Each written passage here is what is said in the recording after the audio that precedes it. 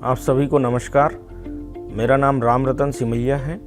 मैं पर्यावरण विभाग की एक संस्था पर्यावरण नियोजन एवं समन्वय संगठन जिसे एप्को कहते हैं, उस संस्था में मैं जलवायु परिवर्तन केंद्र में विषय विशेषज्ञ के रूप में काम कर रहा हूँ। तो आज के प्रशिक्षण की इस व्याख्यानमाला में जलवायु परिवर्तन की कुछ मूलभूत जानकारी मैं आपसे साझा करूंगा।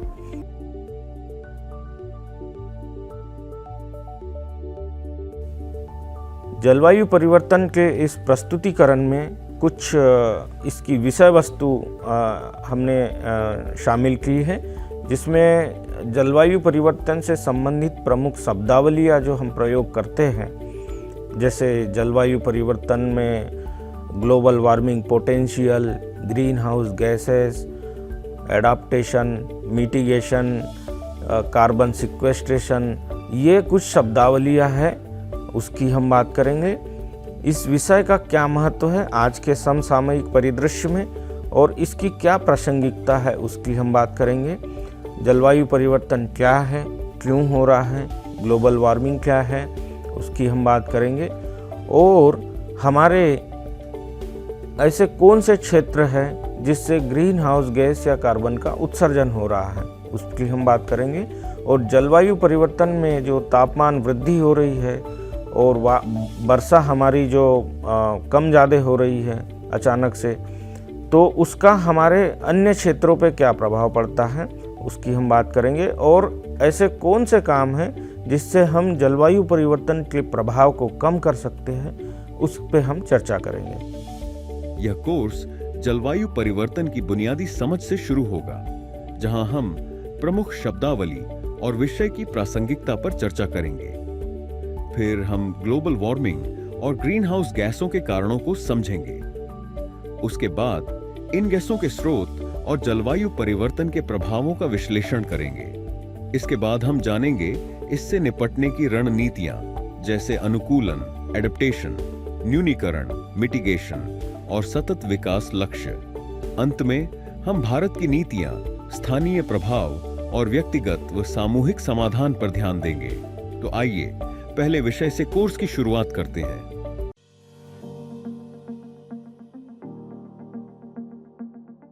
तो इसमें जो प्रमुख शब्द आते हैं जलवायु परिवर्तन के अध्ययन में या उसको हम समझाते हैं, तो उसमें पहला है जलवायु परिवर्तन। जलवायु परिवर्तन क्या है? आम तौर पर प्रत्येक वर्ग जलवायु परिवर्तन का अनुभव कर रहा है, जैसे किसान, श्रमिक, व्यापारी, नौकरी पेशा। प्रत्येक व्यक्ति जलवायु परिवर्तन की को अपनी अपनी भाषा में समझता है, परंतु वैज्ञानिक दृष्टिकोण से जो 30 वर्ष, कम से कम 30 वर्ष और 100 वर्ष या एक सदी या 30 वर्ष के जो तापमान और बारिश के जो आंकड़े हैं, उसको हम अध्ययन करते हैं, तो उसमें ये समझ में आता है कि पहले वर्ष का जो तापमान है, जैसे 30 वर्षों में जो उसकी औसत तापमान में जो बढ़ोतरी हुई है, तो हम देखते हैं कि ये जो बढ़ोतरी या कम होना, ये जलवायु परिवर्तन कहलाता है।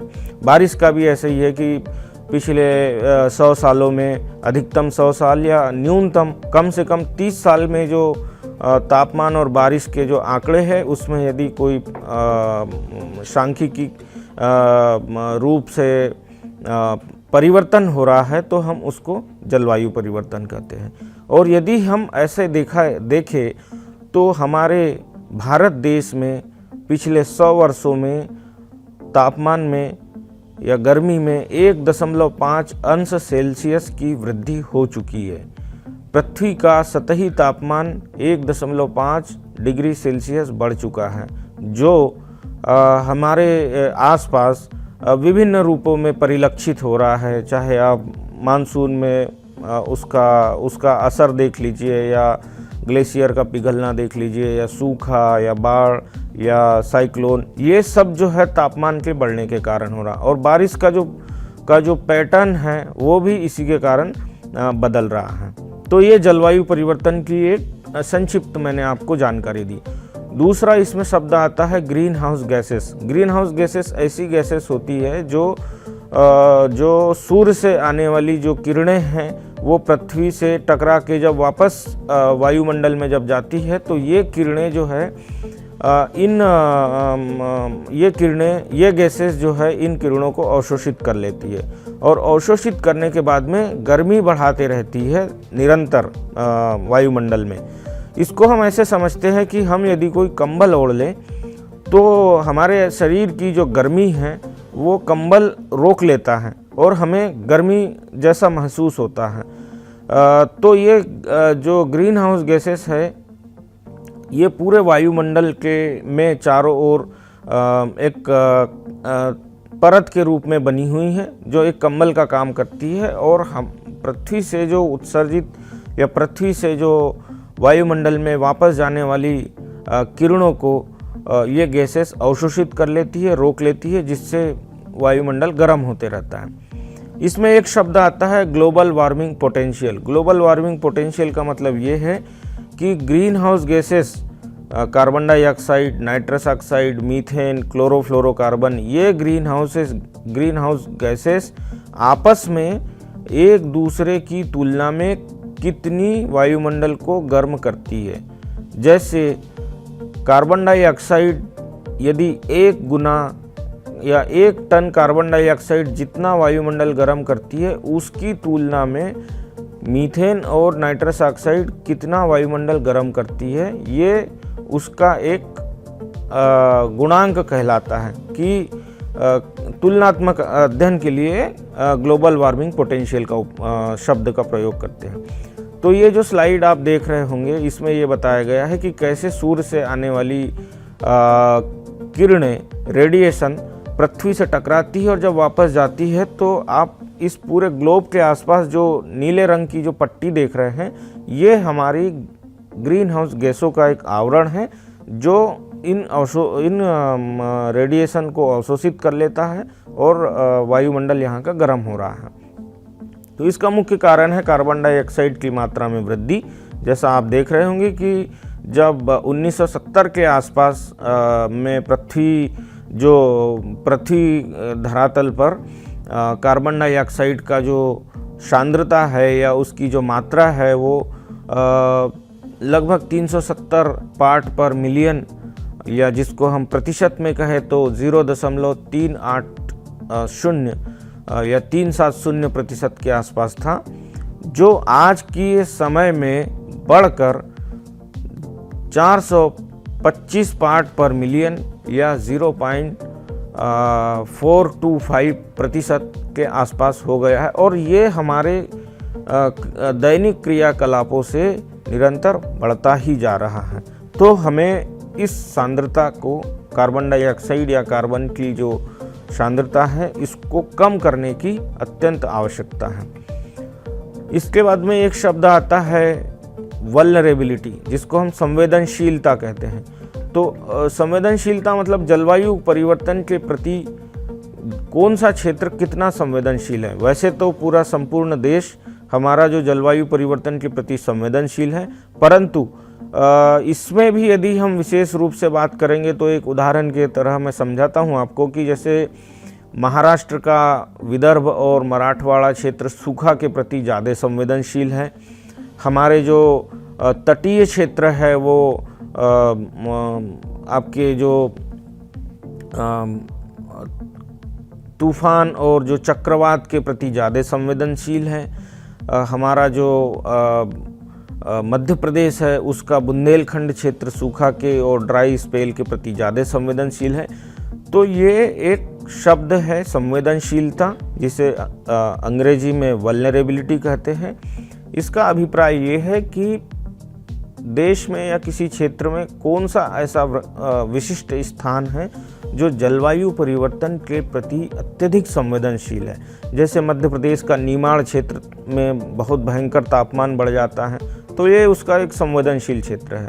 उदाहरण मैंने आपको बताया कि बुंदेलखंड में सूखा जो है वो बार बार पड़ता है, तो वो संवेदनशील क्षेत्र है। तो इसमें अगला शब्द आता है एडाप्टेशन। एडाप्टेशन क्या है?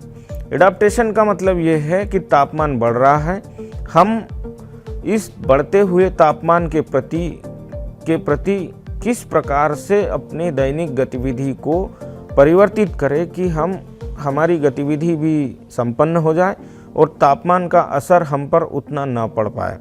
तो अपनी गतिविधि को परिवर्तित करना या उस बढ़ते हुए तापमान को हमारी गतिविधि में हमारे दैनिक क्रियाकलापों में ढाल लेना, उसके अनुकूल हम हो गए, तो वो कहलाता है एडाप्टेशन। उसका एक उदाहरण बताता हूँ आपको कि अभी सूखा पड़ रहा है, तो हमारे सूखे के कारण जो किसान भाई है वो काफ़ी परेशान रहते हैं कि सूखा पड़ने से हमारी फसल खराब हो गई। तो इस प्रकार के काम करें कि हम उस सूखे से लड़ सकें या उस सूखे को हम अनुकूल कर सकें। मतलब आप जल संरक्षण कर लीजिए या सूखा सहनशील किस्मों के प्रजातियों के बीजों को लगाइए, जिससे हम उस सूखे की मार को झेल सकते हैं। मान लीजिए किसी किसान ने अपने खेत में तालाब बना लिया और उसमें पानी संरक्षित करके और फिर उस सूखे की अवधि में वो सिंचाई कर दे, तो वो सूखे के प्रति जो है अनुकूल हो गया, मतलब एडाप्टेशन उसने बढ़ा लिया। दूसरा शब्द है मिटिगेशन। मिटिगेशन का मतलब ये होता है कि जो हमारे दैनिक कामों से जो कार्बन का उत्सर्जन होता है, उस उत्सर्जन को हम कैसे कम करें। जैसे हम वाहन चलाते हैं तो उसमें डीजल और पेट्रोल बहुत लगता है, तो ऐसे आजकल वाहन आ गए हैं, जैसे इलेक्ट्रिक वाहन आ गए हैं, जो बैटरी चालित वाहन आ गए हैं, जिसके प्रयोग से हम कार्बन उत्सर्जन कम कर सकते हैं। घरों में जो पहले बल्ब चलते थे, उन बल्ब के स्थान पर आजकल हम LED लाइट्स का प्रयोग कर रहे हैं, तो वो एक मिटिगेशन का उदाहरण है। सोलर पंप भी एक मिटिगेशन का उदाहरण है। सोलर पैनल के द्वारा हम जो है अपना सिंचाई पंप चलाते हैं या छतों पे हम सोलर पैनल लगाते हैं, तो ये एक मिटिगेशन का उदाहरण है। इसमें एक शब्द आता है सतत विकास लक्ष्य। सतत विकास लक्ष्य मतलब यूनाइटेड नेशन ने संपूर्ण विश्व के लिए एक लक्ष्य निर्धारित किया है कि वर्ष 2030 तक के हम अपने पूरी समस्त विश्व में किस प्रकार की खुशहाली लाएं, चाहे वो पर्याप्त भोजन हो जिससे हम भूखमरी को, कुपोषण को दूर कर सके, उसके बाद में गरीबी को उन्मूलन करना है। इस प्रकार के 17 सतत विकास लक्ष्य है। उसमें एक जलवायु परिवर्तन है, लक्ष्य क्रमांक 13। तो 17 लक्ष्यों में एक जलवायु परिवर्तन पर कैसे काम करें वो भी एक लक्ष्य है, और बाकी जैसे अन्य भी लक्ष्य हैं। तो ये एक सतत विकास लक्ष्य है जो वैश्विक रूप से संपन्नता कैसी आए और कैसे हम एक दूसरे का परस्पर सम्मान करते हुए खुशहाली की राह पर बढ़े, ये सतत विकास लक्ष्य का मूल मंत्र है। कार्बन सिक्वेस्ट्रेशन एक शब्द आता है कि कार्बन सिक्वेस्ट्रेशन क्या है। कार्बन सिक्वेस्ट्रेशन का मतलब ये है कि वायुमंडल में जो कार्बन की मात्रा बढ़ती जा रही है, तो ऐसी बढ़ती हुई मात्रा को हम किन गतिविधि के द्वारा अवशोषित कर सकते हैं या कम कर सकते हैं। तो कार्बन सिक्वेस्ट्रेशन का सीधी भाषा में, जैसे हम भाषा में अभिप्राय है तिजोरी, जैसे हम अपने धन को तिजोरी में एकदम बंद करके रखते हैं, उसी प्रकार कार्बन को हम कैसे अवशोषित कर ले, वायुमंडल के कार्बन को हम किस पद्धति से अवशोषित कर ले, वो ही कार्बन सिक्वेस्ट्रेशन कहलाता है। तो इसमें इसके उदाहरण है, जैसे ज़्यादा से ज़्यादा पेड़ लगाए जिससे वो कार्बन डाइऑक्साइड को अवशोषित करे, और हमारे जो जलाशय है उनका कैसे संरक्षण करें, क्योंकि जलाशय भी कार्बन को अवशोषित करते हैं। तो ये 2-3 मूल रूप से जो बड़ी बड़ी गतिविधियां हैं, व्यापक रूप से जिसको अपना के हम कार्बन को संचयन कर सकते हैं। अगला है मिट्टी का कार्बन, सॉइल कार्बन, कि हमारे देश की जो मिट्टी है वो संकटग्रस्त है, उसका क्षरण सबसे ज़्यादा हो रहा है, और इसका जलवायु परिवर्तन को रोकने में बहुत बड़ा अभिन्न योगदान है, प्रमुख योगदान है कि मिट्टी हमारी जो है वो जलवायु परिवर्तन के प्रभाव को कम करने में बहुत सक्षम है। तो मिट्टी के कार्बन को संरक्षित करने की आवश्यकता है, अन्यथा ये जो है मिट्टी क्षरण होते जा रहा है और इसका कार्बन जो है वो ऑक्सीकृत होकर वायुमंडल में मिल रहा है, जो हमारी गर्मी को बढ़ा रहा है। इसलिए ये एक स्रोत है, मिट्टी जो है कार्बन का एक स्रोत है। तो हम इस मिट्टी के कार्बन को येन केन प्रकारेण इसको हमें संरक्षित करने की आवश्यकता है। तो अब तक हमने जलवायु परिवर्तन के वैज्ञानिक पहलू को समझा, जैसे तापमान और वर्षा में दीर्घकालीन बदलाव ही इसका संकेत है। हमने ग्रीन हाउस गैसों और उनके ग्लोबल वार्मिंग पोटेंशियल को जाना, फिर संवेदनशीलता, वल्नरेबिलिटी, अनुकूलन, एडेप्टेशन और न्यूनीकरण, मिटिगेशन की रणनीतियां हम देखी। साथ ही सतत विकास लक्ष्य और कार्बन सिक्वेस्ट्रेशन जैसे उपायों की भी चर्चा की, जिससे हम वातावरण में बढ़ते कार्बन को नियंत्रित कर सकते हैं। अब जब ये सारी बातें हमें समझ में आ गई हैं, तो चलिए आगे बढ़ते हैं अगले मॉड्यूल की ओर।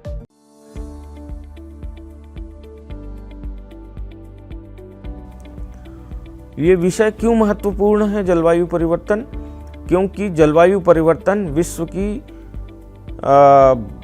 सबसे बड़ी चुनौती है, संपूर्ण विश्व की एक पर्यावरण चुनौती के रूप में उभर रही है। इसका प्रभाव व्यापक है। जलवायु परिवर्तन का प्रभाव जो है बहुत व्यापक है। ये कई अनेक प्रदेशों में एक साथ जो है इसका व्यापक प्रभाव पड़ता है। जैसे आप एक छोटा सा उदाहरण ले लीजिए कि कहीं पर अतिवृष्टि हो गई तो बड़े स्तर पर इसका दुष्प्रभाव हमको देखने को मिलता है, और एक ही घटना से अलग अलग क्षेत्रों पे इसका अलग अलग प्रभाव पड़ता है। जलवायु परिवर्तन के कारण प्राकृतिक संसाधनों का क्षरण हो रहा है। आर्थिक और सामाजिक तंत्र पर इसका बहुत विशेष प्रभाव पड़ता है, इसका दुष्प्रभाव भी पड़ता है। और यदि कहीं कोई घटना होती है तो इसका विजिबल इम्पैक्ट पड़ता है। मतलब आप कोई भी घटना हुई तो इसका जो नुकसान है या प्रभाव है इसको आप देख सकते हैं और इसका आकलन किया जा सकता है। जलवायु परिवर्तन के कारण जो एक बड़े स्तर पर, वृहद पैमाने पर आज के समय में जो होने वाली जो क्षति है, इसकी जो घटनाओं की जो आवृत्ति है वो बढ़ रही है। इसलिए ये विषय अत्यंत महत्वपूर्ण है और प्रासंगिक है। इसको समझना और इसके ऊपर काम करना नितांत आवश्यक है। तो अब तक हमने ये समझा कि जलवायु परिवर्तन कोई दूर की बात नहीं, बल्कि आज की सबसे बड़ी और व्यापक चुनौती है। इसका असर पर्यावरण से लेकर सामाजिक और आर्थिक तंत्र तक हर स्तर पर दिखता है। एक ही घटना जैसे अतिवृष्टि अलग अलग क्षेत्रों पर अलग अलग प्रभाव डाल सकती है। संसाधनों का क्षरण, नुकसान की बढ़ती आवृत्ति और उसका साफ साफ दिखने वाला प्रभाव इसे और भी गंभीर बनाता है। इसलिए इसे समझना और इससे निपटना बेहद जरूरी है। अब चलिए इसी कड़ी को आगे बढ़ाते हैं अगले मॉड्यूल की ओर।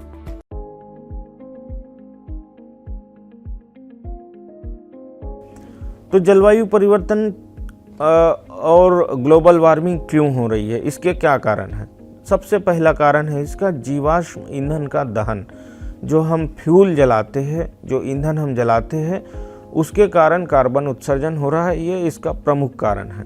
दूसरा कारण है इसका भूमि उपयोग में परिवर्तन। जैसे खेती किसानी के जो स्रोत है उससे भी जलवायु परिवर्तन हो रहा है।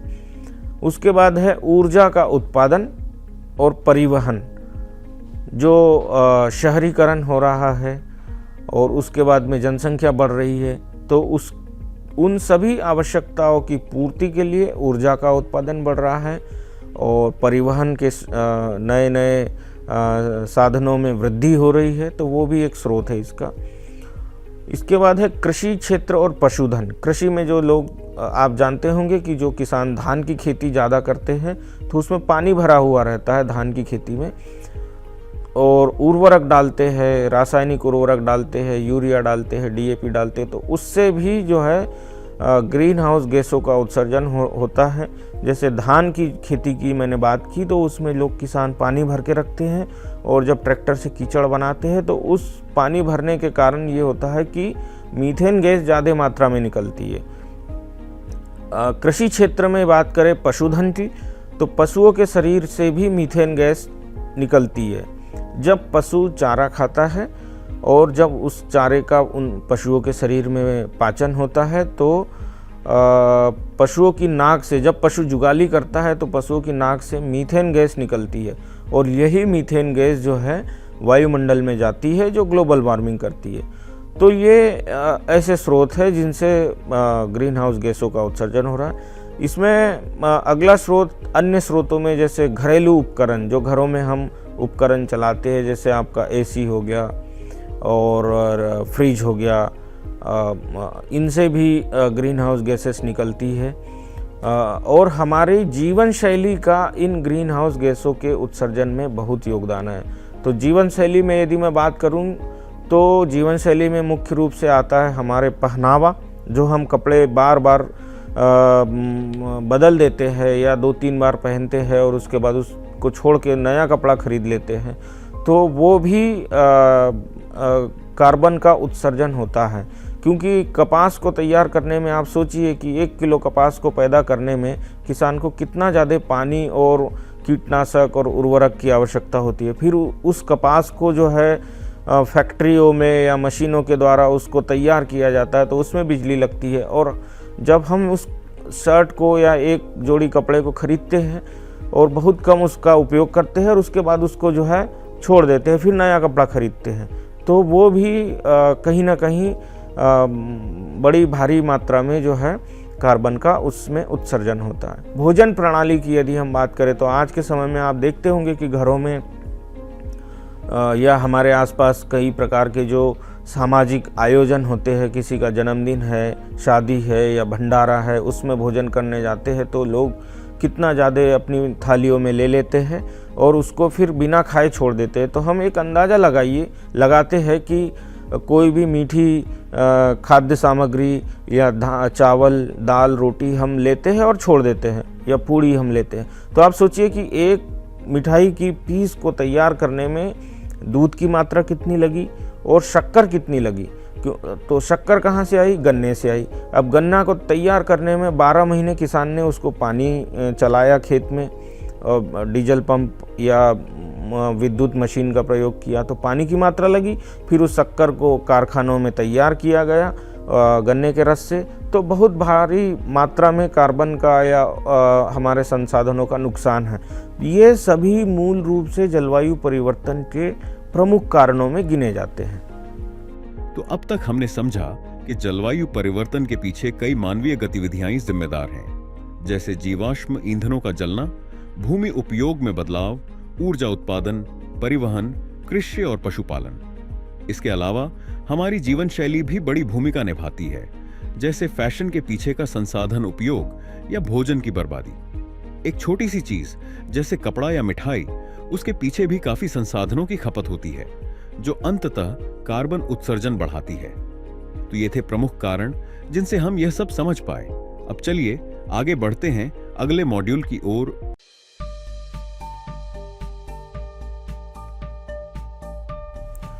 तो यदि हम जलवायु परिवर्तन में जो कार्बन का उत्सर्जन हो रहा है उसको क्षेत्रवार समझे कि कौन कौन से क्षेत्र, जो मैंने पहले बताया कि ऊर्जा उत्पादन, परिवहन, कृषि और हमारी जो अन्य स्रोत है, उनका कितना कितना योगदान है कार्बन उत्सर्जन को, कार्बन को निकालने में।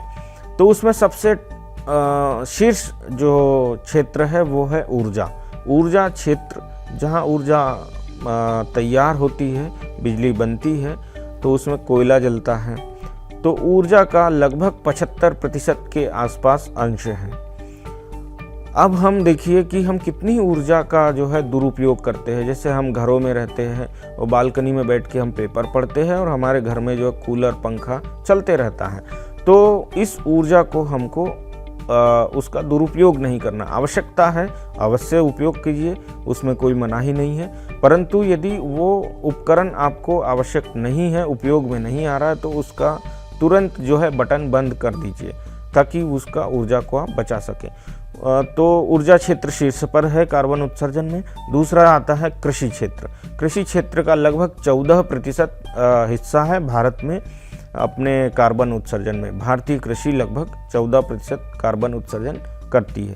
तीसरा क्षेत्र आता है औद्योगिक प्रक्रिया और औद्योगिक उत्पाद को तैयार करने में जो कार्बन उत्सर्जन होता है उसका लगभग हिस्सेदारी है 8% के आसपास। और चौथा भाग आता है अपशिष्ट। अपशिष्ट मतलब जो घरों से जो कचरा निकलता है उसका आता है लगभग 2.5 से 3% हिस्सेदारी है। ये मैं आपको जो जानकारी दे रहा हूँ वो पर्यावरण, वन और जलवायु परिवर्तन मंत्रालय भारत शासन के एक रिपोर्ट है जिसको बाय एनुअल रिपोर्ट 4 के नाम से जानते हैं। ये रिपोर्ट भारत ने यूनाइटेड नेशन को अभी हाल ही में प्रस्तुत की है, उसकी जानकारी मैं आपको दे रहा हूँ। उसको आप चाहे तो उस रिपोर्ट को पढ़ सकते हैं। इसमें देश के जलवायु परिवर्तन पे क्या प्रयास किए जा रहे हैं, कार्बन का कितना उत्सर्जन भारत में हो रहा है, उसकी बड़ी रोचक और सरल भाषा में जानकारी समाहित की गई है, तो इसको आप देख सकते हैं। तो ये मैंने बताया आपको कि ग्रीन हाउस गैसों का उत्सर्जन क्षेत्रवार कैसे कैसे होता है, कौन से क्षेत्र से कितना होता है। और यदि हम गैस की बात करें कि कार्बन डाइऑक्साइड कितना उत्सर्जित हुई, मीथेन कितना उत्सर्जित हुई, नाइट्रस ऑक्साइड कितना उत्सर्जित हुई, तो उसकी भी जानकारी है। तो भारत में लगभग जो ग्रीन हाउस गैस, सकल ग्रीन हाउस गैस उत्सर्जन हो रहा है उसमें कार्बन डाइऑक्साइड का 80% के आसपास अंश है, मीथेन का लगभग 13% के आसपास अंश है, नाइट्रस ऑक्साइड लगभग 5.3% उत्सर्जित होती है और अन्य गैसें जो क्लोरोफ्लोरोकार्बन वगैरह हैं वो 1% के आसपास उत्सर्जित होती है। तो आप इसको समझिए। लेकिन यदि जहां मैंने शुरू में जो शब्दावलियों में बात की कि ग्लोबल वार्मिंग पोटेंशियल, अब ये मीथेन जो है ये इसका ग्लोबल वार्मिंग पोटेंशियल जो है कार्बन डाइऑक्साइड की तुलना में लगभग 30 गुना है, तो 30 गुना ग्लोबल वार्मिंग करेगी। नाइट्रस ऑक्साइड जो 5% उत्सर्जित होती है, ये 5% उत्सर्जित नाइट्रस ऑक्साइड का जो ग्लोबल वार्मिंग पोटेंशियल है वो 310 के आसपास है। मतलब 310 टन कार्बन डाइऑक्साइड और 1 टन नाइट्रस ऑक्साइड जो 5% मैंने बताया उत्सर्जित हुई, वो इतनी गर्मी पैदा करेगी। तो ये जानकारी थी ग्रीन हाउस गैसों की क्षेत्रवार उत्सर्जन की। तो अब तक हमने समझा कि भारत में सबसे ज्यादा कार्बन उत्सर्जन ऊर्जा क्षेत्र से होता है, लगभग 75%। इसके बाद कृषि क्षेत्र 14%, उद्योग 8% और अपशिष्ट 2 से 3% का योगदान है। गैसों की बात करें तो कार्बन डाइऑक्साइड सबसे ज्यादा निकलती है, लेकिन मीथेन और नाइट्रस ऑक्साइड का ग्लोबल वार्मिंग पोटेंशियल कई गुना ज्यादा होता है, यानी कम मात्रा में निकलकर भी ये ज्यादा नुकसान पहुंचाती है। इस समझ के साथ अब हम तैयार हैं अगले मॉड्यूल की ओर बढ़ने के लिए।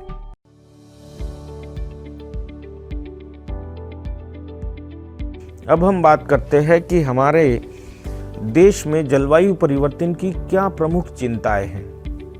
ऐसी कौन सी चिंता हमारे जनमानस के ऊपर है जो जलवायु परिवर्तन के रूप में आती है। तो उसमें सबसे बड़ी चिंता है बारिश। मानसून वर्षा के समय और भौगोलिक वितरण में अनियमितता के परिणाम स्वरूप एक सीजन में वर्षा में तीव्रता होती है और उसी सीजन में, जैसे खरीफ सीजन जो है बारिश का, तो कभी ये होता है कि बहुत तेज बारिश होगी, लेकिन ये होगा कि 20-25 दिन के लिए एकदम सूखा पड़ जाएगा। तो जो मौसम वैज्ञानिक है वो रिपोर्ट करेंगे कि भाई इस वर्ष में तो 1300 मिलीमीटर या 1400 मिलीमीटर बारिश हुई है, तो बारिश की का कोटा तो पूरा हो गया, लेकिन जो बारिश की जो वितरण है वो असमान रहा। तो उससे हमारे जो किसान भाई है वो सबसे ज़्यादा चिंतित रहते हैं कि ज़्यादा तेज़ बारिश हो गई तो भी उनके लिए परेशानी है, और 20-25 दिन का सूखा पड़ गया, ड्राई स्पेल हो गया तो भी उनके लिए परेशानी है। तो ये घटनाएं वर्तमान में लगभग 20-25 सालों में इसकी जो आवृत्ति है वो हमको अधिक बार देखने को मिल रही है। दूसरी इसकी प्रमुख चिंता है जलवायु परिवर्तन की पाला, शीतलहर और लू। लू बहुत चलने लगी है, शीतलहर भी चलने लगती है, पाला पड़ जाता है खरीफ सीजन में, तो कुछ सहिष्णु फसलें जो है उससे प्रभावित होती है। वर्षा के दिनों की औसत संख्या कम होते जा रही है। पहले ये देखा जाता था कि बारिश 80-85 दिन गिरती थी, या बारिश होती थी तो 85 दिन की बारिश जो है वो बड़े संतुलित तरीके से पड़ती थी, जिससे फसल बम्पर पैदा होती थी और बाकी कोई अन्य नुकसान जनहानि कम हुआ करती थी। अब क्या होता है कि बारिश हमारे 20-22 दिन में ही हमारी जो औसत वर्षा है वो पूरी हो जाती है। तो जब ये 1400 मिलीमीटर बारिश जो 85 दिन में हुआ करती थी, आज वो 20-25 दिन में होती है, तो उसका विकराल रूप कहीं कहीं देखने को मिलता है। उस विकराल रूप के कारण फसल को नुकसान होता है, रोड को नुकसान होता है। कई बार ये देखा जाता है कि जैसे 2023 में हिमाचल प्रदेश में इतना तेज भूस्खलन हुआ तो बड़ी बड़ी होटलें ताश की गड्डी की तरह जो है वो बह गई, सड़कों को नुकसान हुआ। तो ये अरबों रुपए की जो क्षति है ये हमको इस रूप में देखने को मिलती है। तो बारिश के दिनों की संख्या कम होना या आक्रामक बारिश होना ये काफ़ी चिंता का विषय है। फिर है सूखे की आवृत्ति, सूखा बार बार पड़ता है। मतलब ये है कि जिस साल ज़्यादा बारिश होती है उसी साल उसी सीजन में सूखा भी देखने को मिल जाता है, तो फसल जो है उसको नुकसान होता है, बाकी और नुकसान होते हैं। तापमान बढ़ते जा रहा है, हमारा तापमान जो है बढ़ रहा है। पिछले 2022 में हमने देखा कि कैसे हमारी जो लू की जो घटनाएं है वो बढ़ गई। तो भारत सरकार के निर्देश पर हमने देखा कि अनेक जगह पर हमारे नगर निगम निकायों ने चौराहों पे टेंट की व्यवस्था की थी, जिससे छाया हो जाए और जब लाल बत्ती जले उस समय वहाँ पर जितने भी वाहन चालक है वो 20-25 सेकंड के लिए छाँव में आराम से लू से बच सके। तो ये घटनाएं लू की बढ़ते जा रही हैं। छोटा सा जलवायु परिवर्तन में भी बड़े व्यापक नुकसान देखने को मिलते हैं। जैसे आप इसको ऐसे समझे कि मान ली जाए मार्च के महीने में यदि गरज चमक और बारिश होती है तो हमको कितना व्यापक नुकसान देखने को मिलता है। उस समय जो रबी सीजन की फसलें जैसे चना, मसूर, मटर, इनकी ये परिपक्व अवस्था में होने को होती है, फसल पकने का समय रहता है और इसी समय जो है आम में, महुए में, चिरौंजी में फूल की स्थिति होती है या फल लगने ही वाले होते हैं। तो जरा सी गरज चमक से अरबों रुपए का नुकसान फसलों को झेलना पड़ता है। और ये देखने में आया है कि जब बारिश अनियमित होती है तो सूखे के कारण बड़ा एक जन समूह पलायन भी करने चला जाता है। मतलब रोजगार की तलाश में दूसरे बड़े शहरों में वो अपने रोजगार की तलाश में निकल चलता है। तो ये जलवायु परिवर्तन की मूल रूप से बड़ी बड़ी जो चिंताएं हैं वो मैंने प्रमुख रूप से आपके समक्ष प्रस्तुत की है। मध्य प्रदेश में भी जलवायु परिवर्तन का बड़ा असर हो रहा है। तो जहाँ मैंने बात की बारिश की, तो बारिश की मात्रा में और सीजन में अंतर देखने को मिल रहा है। बारिश की मात्राएं जो है वो उतनी ही रिकॉर्ड की जा रही है अभी भी, लेकिन इसका जो वितरण है वो असमान हो गया है। मतलब एक किसी विशिष्ट सीजन में, जैसे खरीफ के सीजन में बारिश का जो वितरण है वो पहले जैसा होता था, अब वैसा नहीं हो रहा।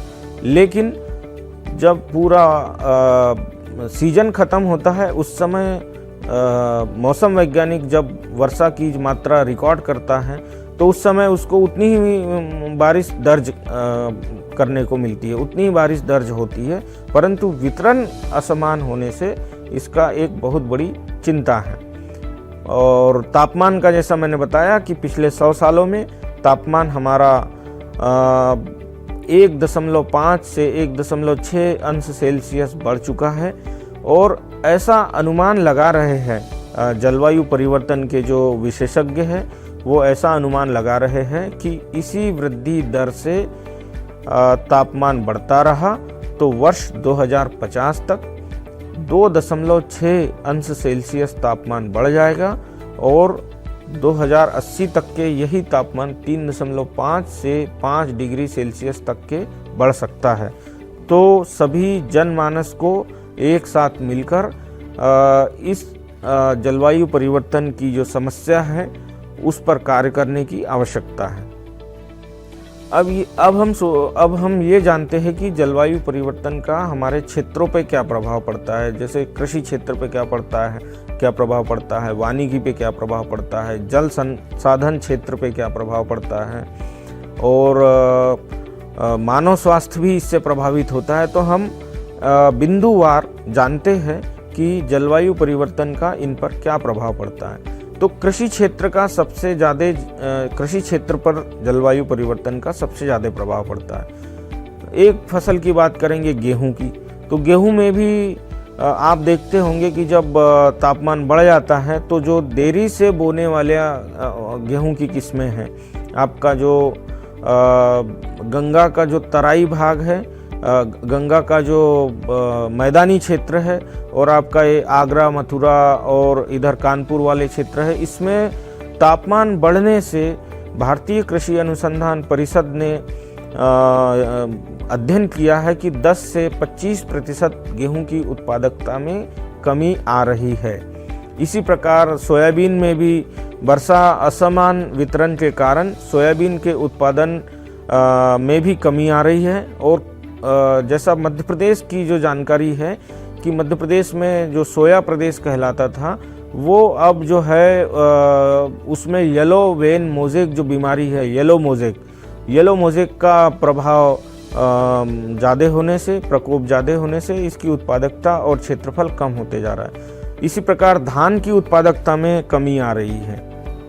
तो ये जलवायु परिवर्तन के प्रभाव हैं। अब ये देख रहे होंगे कि मूंगफली पहले बहुत हुआ करती थी, अब मूंगफली का क्षेत्रफल कम हुआ है।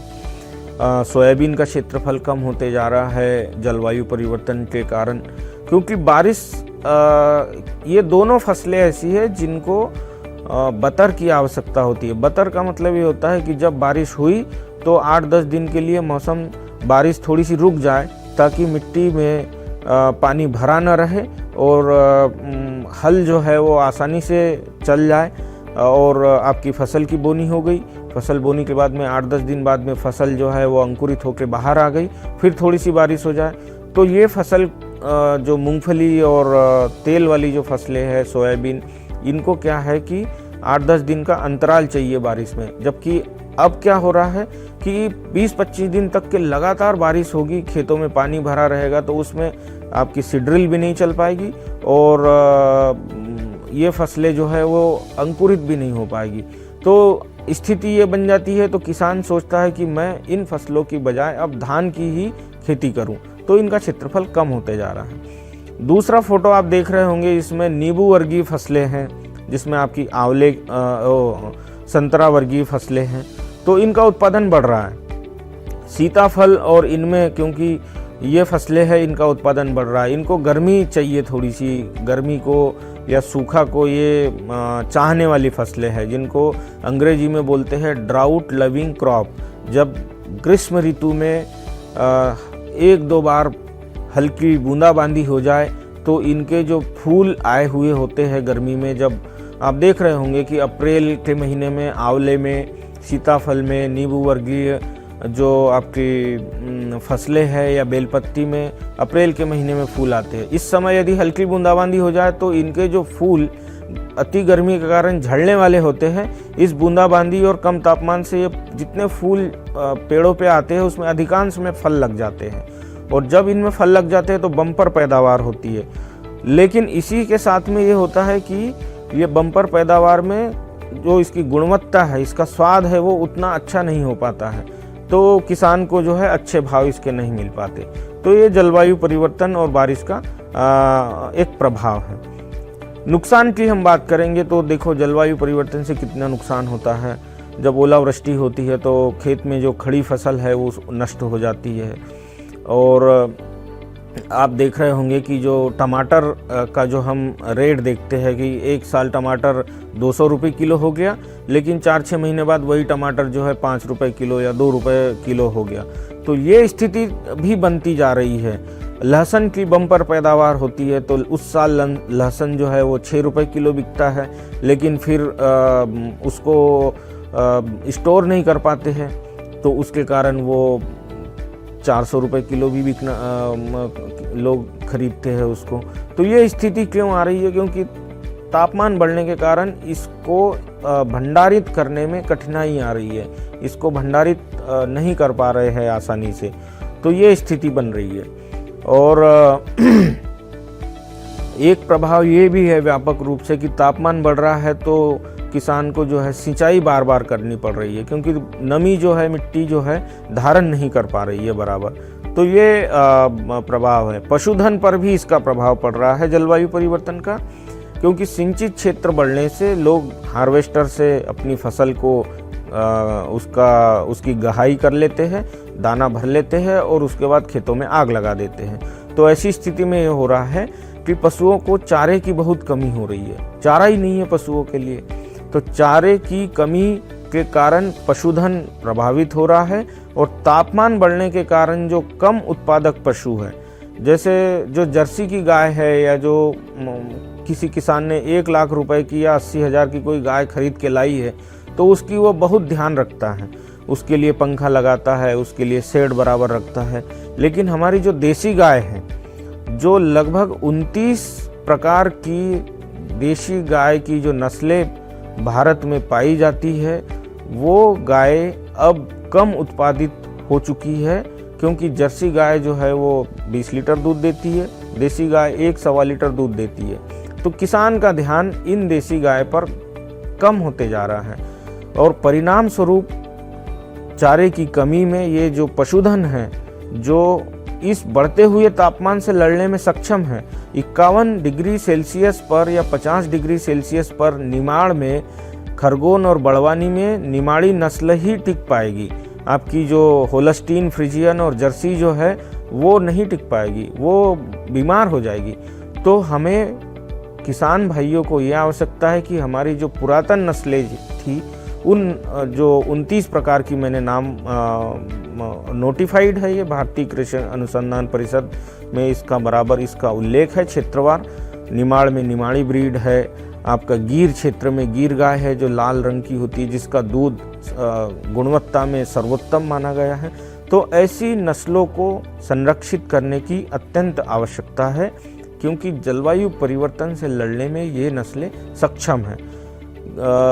विदेशी नस्लें दूध उत्पादन ज़्यादा करती है, लेकिन रोग और कीट के लिए ये बहुत ज़्यादा इन पे असर होता है, सहिष्णु ज़्यादा है, मतलब इन पे ज़्यादा आक्रमण होता है। तो ये जलवायु परिवर्तन के कारण इन पर, कृषि क्षेत्र पर प्रभाव पड़ते जा रहा है। ये देखिए आप, जो तापमान बढ़ने के कारण जो पशुओं में जो थर्मल हीट इंडेक्स बोलते हैं जिसको, वो बढ़ता जा रहा है। थर्मल हीट इंडेक्स एक वैज्ञानिक शब्दावली है, जिसको हम ऐसे समझते हैं कि आपने देखा होगा कि दोपहर में कोई पशु जब पेड़ के नीचे खड़ा हो तो वो हाँफता है, उसमें उसके शरीर में थोड़ा सा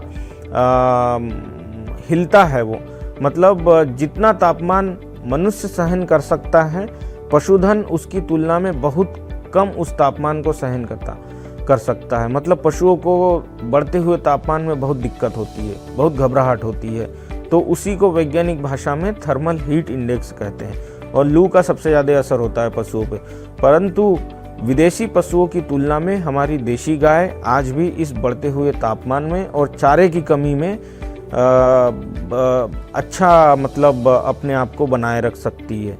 अप्रैल और मई के 50 डिग्री सेल्सियस पर यदि खेतों में चरने के लिए छोड़ा जाए तो पान पत्ते खा के हमारे जो देशी पशु है वो अपने आप को चारे की कमी में जिंदा रख सकते हैं, जबकि जो विदेशी जो नस्लें हैं इनको चारा दाना भी ज़्यादा चाहिए और देखभाल भी ज़्यादा चाहिए। तो जलवायु परिवर्तन के लिए देशी पशुधन आज भी हमारे लिए अत्यंत महत्वपूर्ण है।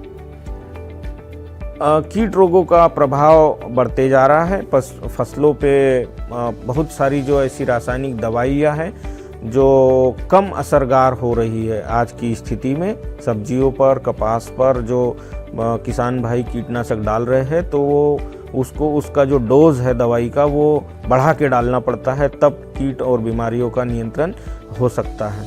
तो ये जलवायु परिवर्तन के कारण प्रभाव है जो कीट बीमारियों पर भी पड़ते जा रहे हैं। यही वनों पे प्रभाव पड़ रहा है। जैसे ही गरज चमक होती है तो महुआ जो है वो बिल्कुल किसान उसको नहीं ले पाता है, क्योंकि वो बड जो कली होती है महुए की उसमें ही वो फल बिजली के कारण जो है वो वहीं सूख जाता है जल के। और बाकी जो दूसरी फसलें हैं जैसे चिरौंजी है, चिरौंजी में भी यही स्थिति बनती है जो आम में होती है। आम में भी फूल झड़ जाते हैं बारिश के कारण और गरज चमक के कारण, तो ये नुकसान देखने को मिल रहा है। और दूसरा आप चित्र देख रहे हैं कटहल का, तो कटहल में फल तो लग जाएगा लेकिन जहाँ उसका बीज बनता है वहाँ पर काले रंग का एक सूखा हुआ सा सिकुड़ा सा बीज रहेगा जो स्वाद में एकदम कड़वा लगेगा जब हम इसको खाएंगे तो ये गरज चमक हल्की सी जब होती है तो ये कटहल में इस प्रकार के लक्षण देखने को मिलेंगे आपको। ये कुछ अन्य फसलें हैं जैसे आपका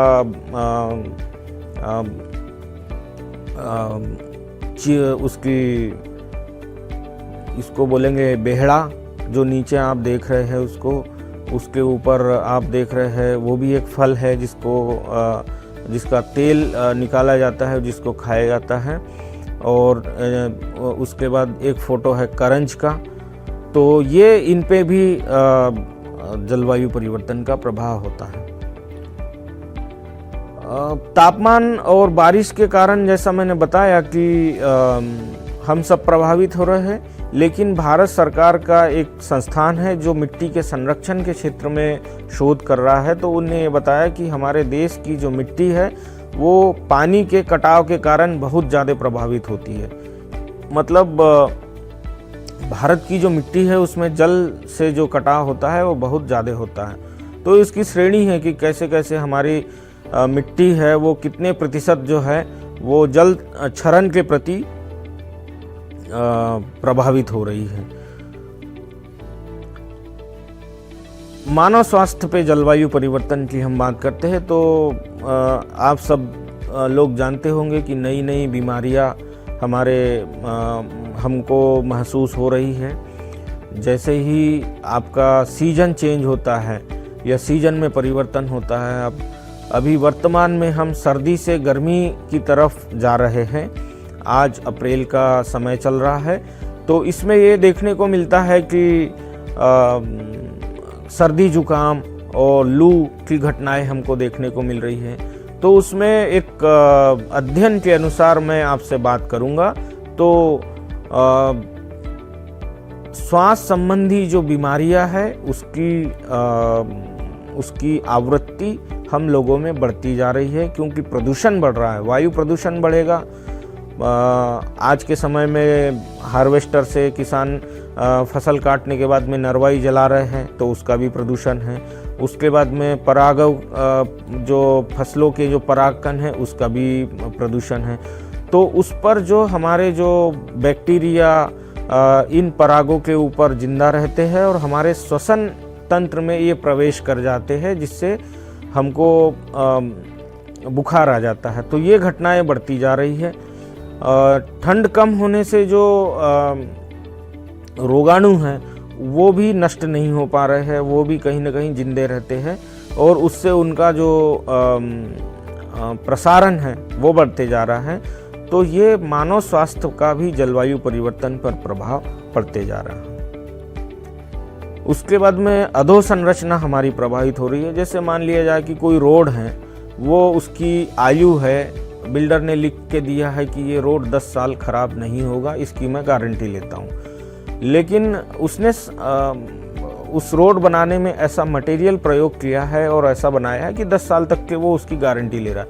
लेकिन बारिश इतनी भयंकर होते जा रही है कि रोड 6 साल में ही खराब हो जा रहा है। तो ये अच्छा, इसमें न बिल्डर की गलती है न बनाने वाले की गलती है। मौसम इस तरह से उस पर अपना प्रभाव डाल रहा है बारिश कि वो रोड जो है वो खराब हो जाएगा। तो उसमें सरकार का जो अर्थ है या आर्थिक नुकसान सरकार को झेलने को मिल रहा है। ऊर्जा संकट हो रहा है। ऊर्जा संकट को हम ऐसे समझेंगे कि मान लिया जाए कि किसी जिले में सूखा पड़ गया, तो उसको उस पूरे जिले में करीब 400 स्क्वायर किलोमीटर में वहाँ के किसानों को अपनी फसल को पानी देने के लिए बिजली चाहिए होगी या डीजल चाहिए होगा, तो वो एक अलग तरह का संकट है जो मौसम की प्रतिकूलता के कारण झेलने को मिलता है। इसमें किसानों को लागत में वृद्धि होती है, अपने जेब का पैसा लगता है, तो ये इस तरह के जो प्रभाव है वो देखने को मिल रहा है। लागत में वृद्धि हो रही है। मान लिया जाए कि कोई बिल्डिंग बनाना है तो वो गर्मी में बन रही है तो उसको पानी खरीद के लाना पड़ेगा यदि उसके पास नहीं है तो। वहाँ जो श्रमिक काम कर रहे हैं वो सिर्फ 4 ही घंटे काम कर सकते हैं 11 बजे तक के, सुबह 6 से। उसके बाद में जो है इतनी भयंकर गर्मी पड़ने लगेगी तो वो उनको रेस्ट करना पड़ेगा, उनको आराम करना पड़ेगा। तो उनकी कार्य क्षमता में कमी होना ये भी जलवायु परिवर्तन का प्रभाव है, और इस कार्य क्षमता में कमी होने से लागत में वृद्धि होने लगेगी। तो इस प्रकार के अधोसंरचना की लागत बढ़ जाएगी और उस पर प्रभाव पड़ रहा है। तो जैसा मैंने बताया था कि संवेदनशीलता जलवायु परिवर्तन के प्रति भारतीय कृषि अनुसंधान परिषद ने अध्ययन किया है। Department of science and technology, Bharat सरकार ने एक जलवायु परिवर्तन के प्रति संवेदनशीलता का अध्ययन किया। उस अध्ययन में ये बताया गया कि प्रदेश के कौन सा प्रदेश सापेक्षित रूप से, मतलब एक दूसरे के प्रति कितना संवेदनशील है। तो उसमें आप देख रहे होंगे जैसे नक्शे में कि पूर्वी जो हमारा भारत का जो भाग है उसमें आपके जो असम, उत्तर और बिहार, उड़ीसा, पश्चिम बंगाल, मिजोरम, ये नागालैंड, ये जलवायु परिवर्तन के प्रति अत्यधिक संवेदनशील है। लेकिन यदि मध्य प्रदेश की बात की जाए तो वही हमारे जो गरीब और वन अंचल वाले जो ज़िले हैं, जिसमें आपका मंडला, डिंडोरी, उमरिया, बालाघाट, बैतूल और इसी प्रकार जो है आपका जो विदर्भ का क्षेत्र, ये जलवायु परिवर्तन के प्रति अत्यधिक संवेदनशील क्षेत्र है। मतलब जलवायु परिवर्तन का सबसे ज़्यादा प्रभाव यदि पड़ेगा तो यहाँ की जनता उस पर उसका सबसे ज़्यादा असर होगा। और जैसे उदाहरण के लिए हम देखेंगे कि हमारे भोपाल, इंदौर, ग्वालियर, जबलपुर, यहाँ जो लोग रह रहे हैं वो तो इतने सक्षम हैं कि यदि सूखा पड़ा और पानी कम मिला तो वो खरीद के पी लेंगे, या फिर कोई सब्जी ज़्यादा महंगी हुई तो वो उसको और ज़्यादा दाम में खरीद के खा लेंगे। लेकिन और ज़्यादा गर्मी पड़ी तो कूलर चालू कर लेंगे या एसी लगा लेंगे। लेकिन ऐसे ग्रामीण अंचलों में जहाँ पर सूखा पड़ गया या ज़्यादा तेज़ पानी गिर गया तो ये लोग सबसे ज़्यादा उससे प्रभावित होंगे। तो इसी प्रकार इसको जलवायु परिवर्तन की संवेदनशीलता के रूप में हम इसको समझते हैं और इसका अध्ययन करते हैं। तो मैंने अभी तक के आपसे चर्चा की जिसमें ये बात आई कि जलवायु परिवर्तन क्यों हो रहा है, कितना हो रहा है, कितना हो चुका है, और भविष्य में जलवायु परिवर्तन के कारण कितना तापमान बढ़ सकता है, और जलवायु परिवर्तन का हमारे कृषि क्षेत्र, वन क्षेत्र, मानव स्वास्थ्य, जल संसाधनों पर क्या प्रभाव पड़ रहा है। अब तक हमने जलवायु परिवर्तन की प्रमुख चिंताओं पर चर्चा की है। असमान बारिश, सूखा, तापमान में वृद्धि और इसके कृषि, वन, जल संसाधन और मानव स्वास्थ्य पर पड़ते प्रभावों को समझा है। किसानों के लिए यह एक बड़ी चिंता है क्योंकि अनियमित बारिश और तेज गर्मी उनकी फसलों को प्रभावित कर रही है। इसके अलावा बढ़ते तापमान और बदलते मौसम के कारण पशुधन और कीट रोगों का भी असर बढ़ रहा है। इस जलवायु परिवर्तन से जुड़ी समस्याएं हमारी बुनियादी ढांचे और ऊर्जा पर भी असर डाल रही हैं। अब हम आगे बढ़ते हैं और जानते हैं कि इस बदलाव को लेकर क्या कदम उठाए जा सकते हैं।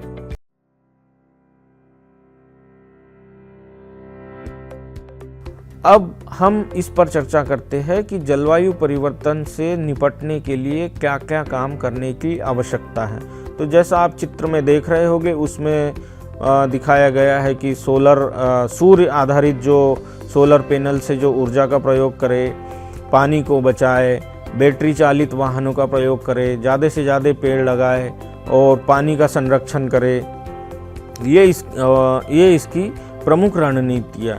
तो इन रणनीतियों को भारत सरकार ने लॉन्ग टर्म दीर्घकालीन न्यून उत्सर्जन रणनीति के रूप में पहचाना गया है और इसका क्रियान्वयन किया जा रहा है। तो इसमें यदि हम क्षेत्रवार देखें तो ऊर्जा क्षेत्र में हमें क्या काम करने की आवश्यकता है, नवकरणीय ऊर्जा की विस्तार करने की आवश्यकता है, लो कार्बन वाली जो कम कार्बन उत्सर्जन वाली तकनीक को अपनाने की आवश्यकता है, पर्यावरण मित्रवत जो उपाय है उनको करने की आवश्यकता है, कृषि क्षेत्र में जो है वो जैविक कृषि की बात को अपनाने की आवश्यकता है, जीरो बजट नेचुरल फार्मिंग का एक नया कॉन्सेप्ट आया है अभी कि कैसे कम बजट वाली खेती को हम उसको शामिल करें।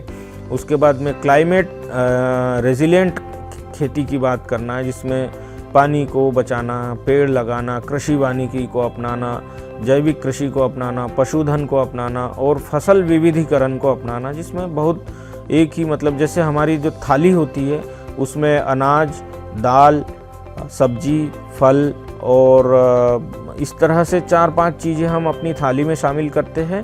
तो खेती भी इस प्रकार से करनी है कि 1 हेक्टर खेत में 4-6 पेड़ आम के लगा ले, अमरूद के लगा ले, सब्जियों को भी लगाए, 2-3-4 गाय पाल ले और हमारी दलहन और अनाज वाली सब्जी भी उगाए।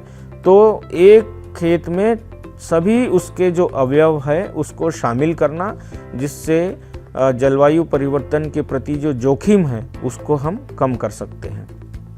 औद्योगिक विकास की बात करेंगे तो उसमें हाइड्रोजन आधारित औद्योगिक विकास की बात की जा रही है और शहरी विकास को मतलब ऐसे भवन बनाना जिसमें बड़ी बड़ी खिड़की हो और ज़्यादा ऐसा ना हो कि बार बार उसमें कूलर और एसी की आवश्यकता पड़ रही है। प्राकृतिक प्रकाश और प्राकृतिक वायु जो वेंटिलेशन है उसका ऐसा हो और जिसमें अपशिष्ट प्रबंधन और जल संरक्षण के समुचित प्रबंध किए जाए। इस प्रकार के शहरी विकास को हम अपनी रणनीति में शामिल करने की आवश्यकता है। परिवहन का जैसा मैंने बताया कि बेहतर ईंधन वाली जो इलेक्ट्रिक व्हीकल्स है उसको अपनाने की आवश्यकता है और लोक परिवहन के संसाधनों को अधिक अपनाने की आवश्यकता है, बजाय इसके कि हम व्यक्तिगत अपना एक इंडिविजुअल वाहन प्रयोग करें। इसके बजाय लोक परिवहन के संसाधनों का प्रयोग करना है। वानिकी को अपनाना है, जो ऐसे क्षेत्र जो बंजर हो चुके हैं उसमें ज़्यादा से ज़्यादा वानिकी करें। और वानिकी का तात्पर्य यहाँ पर ये नहीं समझा जाए कि केवल पेड़ लगाना है। वानिकी का मतलब ये है कि भू प्रबंधन करना। भू प्रबंधन मतलब बंजर भूमि यदि कहीं है तो उसको संरक्षण करना, उसमें मेड़ बंधान करना, उसमें ट्रेंचिंग करना, उसके बाद उसमें पेड़ लगाना। ऐसा नहीं कि पेड़ लगा दिए और 1-2 साल उसका ध्यान रखा और हम चले आए, नहीं, उसमें भू प्रबंधन करना है पहले, ताकि वो जो हम पेड़ लगाए वो कम देखभाल में भी जो है वो जीवित रह सके और वहाँ की जो मिट्टी है जहाँ हमने पेड़ लगाया है वो किसी प्रकार के क्षरण से प्रभावित न हो। तो इस प्रकार की वानिकी को अपनाना है। हमारे जितने हाईवेज है और रास्ते हैं उनके किनारों पर ज़्यादा से ज़्यादा वृक्षारोपण करना है। तो ये वानिकी में इसी प्रकार ग्रामीण विकास में जो ग्राम पंचायतें हैं उनमें इस तरह की कार्य योजना तैयार करना, जिससे ग्राम पंचायत की राजस्व भूमि पर ज़्यादा से ज़्यादा वृक्षारोपण हो, चाहे वहाँ हम लेमन ग्रास लगाए, खस लगाए, बांस लगाए या और भी इस तरह की प्रजातियाँ लगाए जो बंजर भूमि में कम देखभाल में भी अच्छे से जो है उसको विकसित की जा सके। तो इस क्षेत्र में मैं आपसे एक उदाहरण यहाँ पर प्रस्तुत करना चाहूँगा, जिसमें हमारे एक प्रसिद्ध कवि हुए पंडित भवानी प्रसाद मिश्र जी, उनने बैतूल की जो सोना घाटी पहाड़ी है उस पर एक कविता लिखी थी, सतपुड़ा के घने जंगल ऊँघते अनमने जंगल। तो वो सतपुड़ा के घने जंगल जो है वो अब उस पहाड़ी पर से घट रहे थे। तो वहाँ की जो जनमानस ने और आसपास के जो क्षेत्र है, लोकप्रिय जो वहाँ के जो नेतागण थे, उनने सभी लोगों ने इस तरह का प्रयास किया कि उसमें खंती खोदी गई और जल संरक्षण किया और वहाँ पर वृक्षारोपण किया। और आज की इस समय में मैं आपको बताना चाहूँगा कि वो पहाड़ी फिर से वही पंडित भवानी प्रसाद मिश्र की सतपुड़ा के घने जंगल की पहाड़ी के रूप में विकसित हो रही है। तो इस प्रकार के यदि हम प्रयास करेंगे और समुदाय ने कहीं कोई अच्छा प्रयास किया है तो हम उसको देखें, उसका अध्ययन करें और उसको अपने अलग अलग क्षेत्रों में अपनाएं, जिससे हम जलवायु परिवर्तन के प्रभाव को कम कर सकते हैं। आम जन क्या कर सकता है जलवायु परिवर्तन के प्रभाव को कम करने के लिए, ये कुछ 8-10 उदाहरण के रूप में मैंने यहाँ पर स्लाइड में लिखे हैं, जिसमें है ऊर्जा दक्ष बिजली उपकरणों का प्रयोग करना, नवकरणीय ऊर्जा के उपयोग को अपनी दैनिक गतिविधि में शामिल करना, घर से निकलने वाले गीले और सूखे कचरे को अलग अलग करना ताकि सूखे कचरे को फिर से हम रिसाइकल कर सके और गीले कचरे को कंपोस्ट बना के उपयोग कर सके। पॉलीथीन के उपयोग करने के बजाय घर से कपड़े की थैली को लेके साथ में चलना, ताकि आप बिना किसी सोच मतलब अपनी प्लानिंग में नहीं है और घर से फ़ोन आ गया कि फल ले आना या सब्जी ले आना या किराना ले आना, तो उस समय थैली हमारे पास कपड़े की होती नहीं है, तो हमें प्लास्टिक में ही लेना पड़ता है। तो एक कपड़े की थैली हमेशा अपने साथ में रखना चाहिए, जिससे हम पॉलीथीन का उपयोग मजबूरी में भी न कर पाए।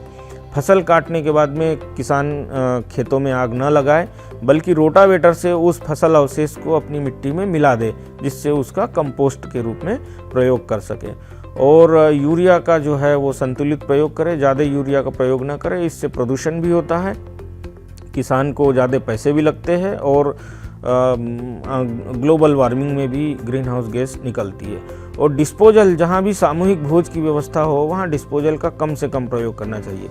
आप सोचिए किसी गांव में एक साल में लगभग 10-15 शादी अवश्य होती है, और प्लेट तो बुफे में जो है वो प्लास्टिक कड़क वाली रहती है, बाकी जो कटोरी चम्मच और गिलास ये जो रहता है ये सिंगल यूज़ रहता है।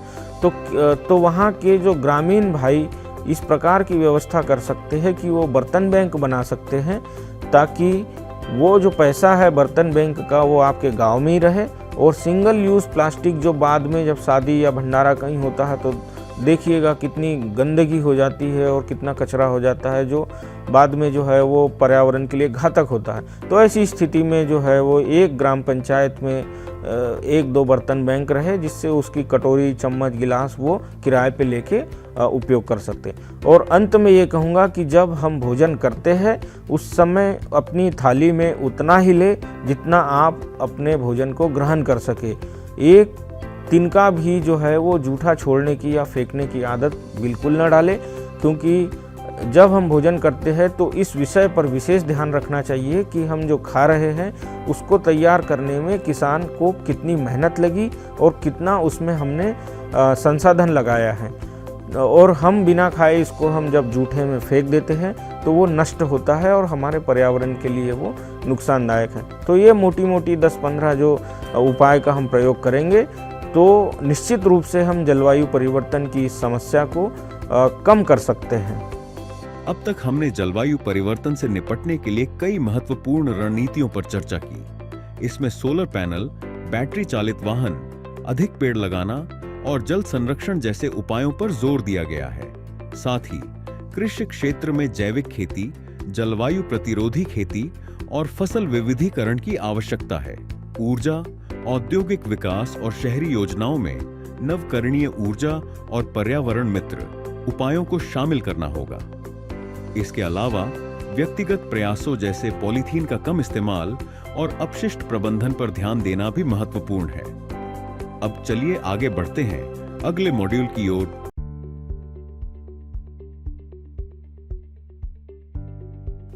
आशा है मेरे द्वारा दी गई ये जानकारी आपके लिए उपयोगी सिद्ध होगी और इसी विषय पर हमने एक प्रश्नोत्तरी तैयार की गई है। आप इन प्रश्नों का उत्तर जो है इस प्रस्तुतिकरण में कुछ इससे संबंधित प्रश्न हैं जो आपके मन में आए होंगे, तो इस प्रश्नोत्तरी को पढ़ के आप उन प्रश्नों के समाधान प्राप्त कर सकते हैं। धन्यवाद, बहुत बहुत धन्यवाद। नमस्कार, जय हिंद, जय भारत। तो अब तक हमने इस कोर्स में क्या क्या सीखा, एक नजर डालते हैं। जलवायु परिवर्तन क्या है, इसके पीछे के वैज्ञानिक कारण और इसके प्रमुख संकेत जैसे तापमान में वृद्धि, वर्षा का असंतुलन, ग्लोबल वार्मिंग और ग्रीन हाउस गैसों की भूमिका, CO2, मीथेन और नाइट्रस ऑक्साइड जैसे गैसों के प्रभाव, वल्नरेबिलिटी, संवेदनशीलता, एडेप्टेशन और मिटिगेशन के उपाय, कैसे हम जलवायु परिवर्तन के साथ जी सकते हैं और इसे कम कर सकते हैं, सतत विकास लक्ष्य और कार्बन सिक्वेस्ट्रेशन जैसे अहम विषय भी समझे। कृषि, पशुधन, मानव स्वास्थ्य और पर्यावरण पर इसके गहरे प्रभावों पर चर्चा की, और सबसे जरूरी, हम सब इस बदलाव के समाधान का हिस्सा कैसे बन सकते हैं। अब वक्त है एक छोटा सा मूल्यांकन, असेसमेंट करने का, जिससे हम समझ पाएंगे कि आपने क्या क्या अच्छी तरह से समझा है। और हां, एक बार जब आप ये असेसमेंट पूरा कर लेंगे, तब हम इस कोर्स को औपचारिक रूप से समाप्त करेंगे। चलिए शुरू करते हैं।